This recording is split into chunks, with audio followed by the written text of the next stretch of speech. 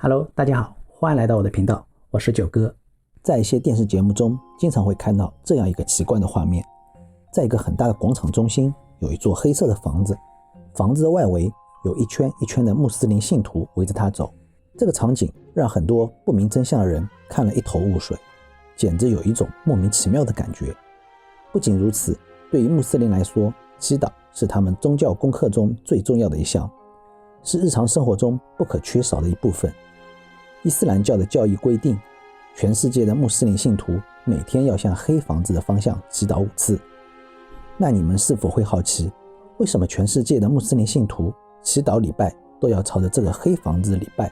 到了这边还得围着这座黑房子不停地转呢？这座黑色的房子里面究竟隐藏着什么东西？今天这期视频将告诉你们所有答案，并且会带你了解伊斯兰教的历史和这座美丽圣城麦加。黑房子的名字叫科尔白，也称为天房，是穆斯林心中最神圣的圣物。天房坐落于沙特阿拉伯西部塞拉特山区一条狭窄的山谷之中，在这里有一个大广场，这个大广场的中心有一座黑色的房子，外围有众多穆斯林信徒们一圈一圈地围着走。这里就是伊斯兰教的第一圣城麦加。麦加面积26平方公里，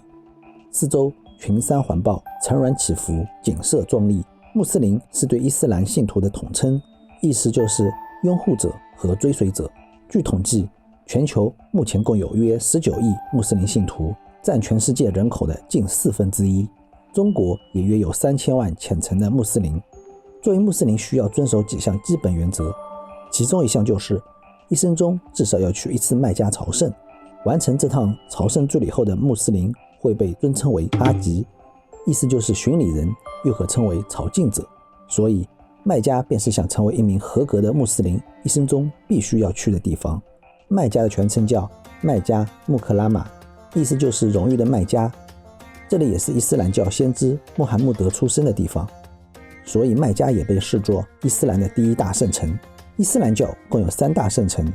分别是穆罕默德出生地麦加、创建伊斯兰政权的麦地那，以及家喻户晓的耶路撒冷。圣城麦加每年都会吸引近300万人前来朝觐，而这里规定非穆斯林者会被禁止靠近。麦加城中有一座著名的大清真寺，又称净寺，这是伊斯兰教最神圣的地方。净寺的净并不是禁止入内的意思，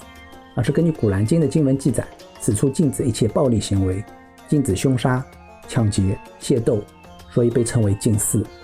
整个清真寺占地18万平方米，规模宏伟，可同时容纳50万人礼拜。清真寺整体用洁白的大理石铺砌，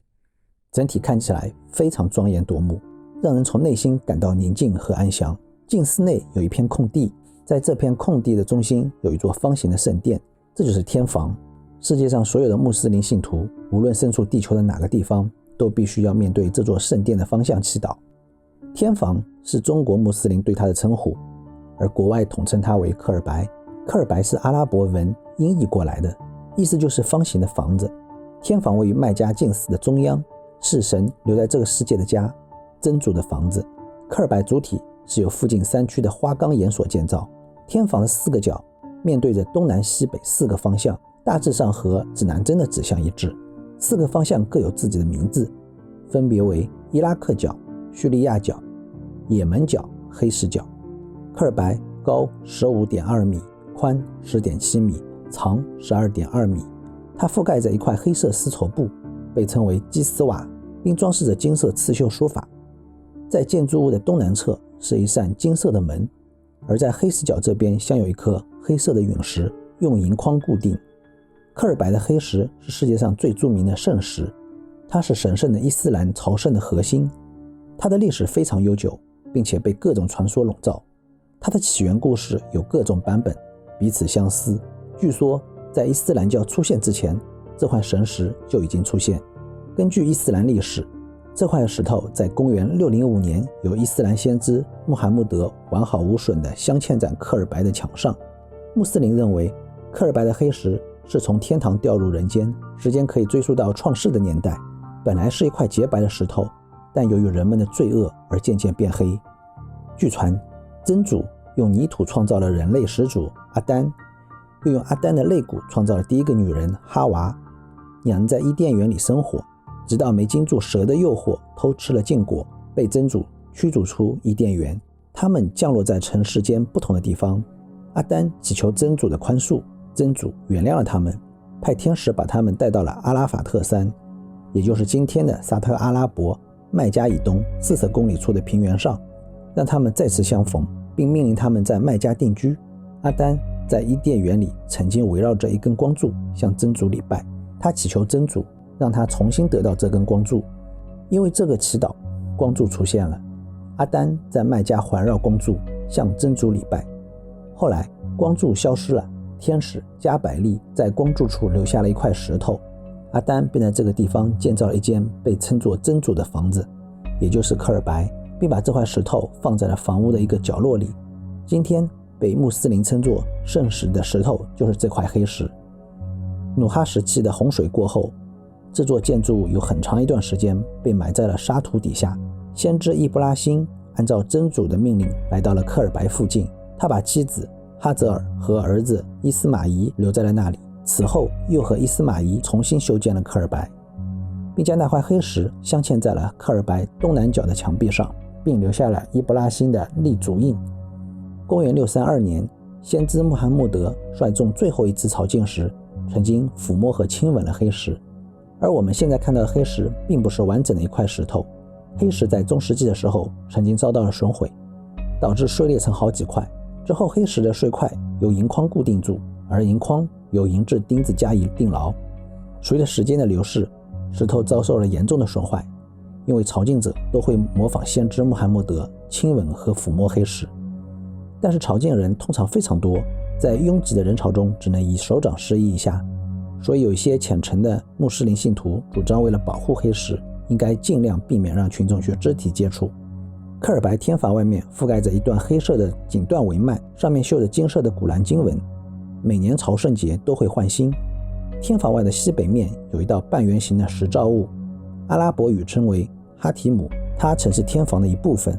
一直保留至今。穆斯林到进寺朝觐时，需要逆时针绕行天房7次，绕行时是不能穿过天房和哈提姆中间区域的。整座天房没有窗户，只有东墙靠近黑石的位置离地2米处有一道木质骨架外包纯金的大门，门高 3.2 米，宽2米，厚 0.5 米，是进入天房的唯一通道。天房最神圣的地方只有在每年的朝圣节时，在沙特国王邀请下，全球最重要的穆斯林才能进入观看。所以我们想知道天房内部有什么，只能通过一些照片和视频来了解。因为伊斯兰教没有偶像崇拜，所以天房里也没有任何神像，显得空荡荡的。天房的地面全部用大理石铺成，正对着门的是先知祈祷的地方。殿内伫立着3根大支柱支撑的房顶，墙上装饰着许多挂灯和题词，这便是科尔白屋内的样子。而因为天房是世界穆斯林礼拜的朝向所在，所以如果你身处天房内，理论上你可以向任何地方礼拜。聊完圣城的科尔白，就不得不再简单聊一下伊斯兰教的起源。伊斯兰教是世界3大宗教里最年轻的一个，是穆罕默德于公元7世纪初在阿拉伯半岛创立。我们知道伊斯兰教有很多先知，最后一位是穆罕默德，在穆罕默德之前则有阿丹、哈瓦、努哈、易布拉欣、穆萨、尔萨，他们分别对应着基督教中的亚当、夏娃、诺亚、亚伯拉罕、摩西、耶稣。这样对比是为了方便大家更好的理解。在伊布拉欣，也就是亚伯拉罕的时候，他有一个长子名为伊斯玛利，伊斯兰教这边则称为伊斯玛仪，他们后代便是阿拉伯人。这里要提一下，亚伯拉罕的次子叫以撒，以撒有个儿子叫雅各，雅各有一天回家路上突然遇到了一位天使，天使上来二话没说就开始跟雅各玩起了摔跤。摔跤完后，天使跟他说，你以后就别叫雅各了，改名叫以斯瑞尔，意思就是与天使搏斗者，他便是以色列的祖先。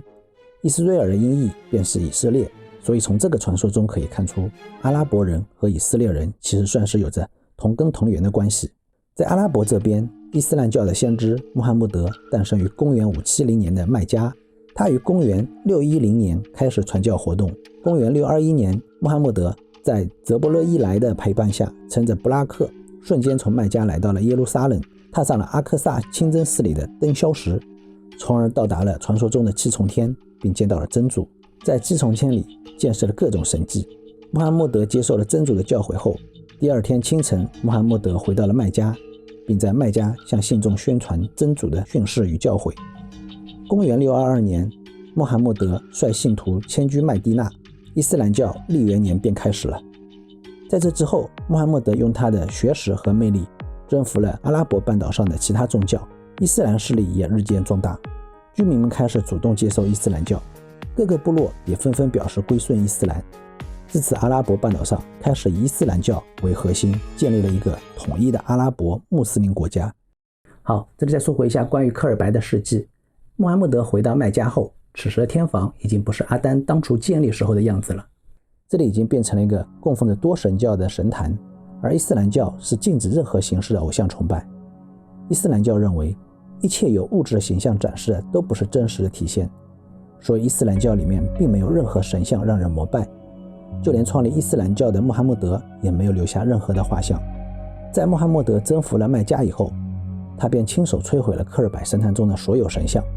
随后和各部落长老安置好了那块上古黑石后，并重新建造了科尔白。为了保护科尔白，使其不受外来势力的破坏，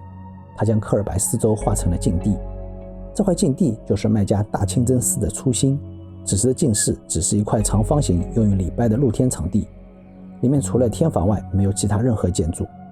随着时代的变迁，又因为各种战乱，导致科尔白曾经几度被毁坏过，但最后还是被重新建立了起来，成为了如今所看到的样子。麦加禁寺也经过不断的扩建，有了现在宏伟的规模。